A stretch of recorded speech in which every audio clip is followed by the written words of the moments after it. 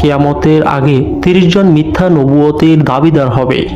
মুসলমানরা ইহুদি ও খ্রিস্টানদের অনুকরণ ও অনুসরণ করবে।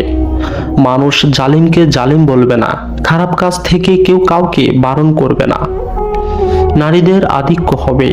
50 জন নারীর দেখাশোনার ভার একজন পুরুষের উপর অর্পিত হবে। জেনা, ব্যভিচার ও মদের ছড়াছড়ি হবে। ইহুদিদের সঙ্গে মুসলমানদের যুদ্ধ হবে এবং যুদ্ধে মুসলমানরা বিজয়ী হবে। এমনকি জড় পদার্থ পাথরও তোমাদের সাহায্যে এগিয়ে এসে বলবে, হে মুসলমান, দেখো আমার পিছনে এক ইহুদি লুকিয়ে আছে, তাকে হত্যা করো। কিয়ামতের বড় আলামত দাজ্জালের আবির্ভাব।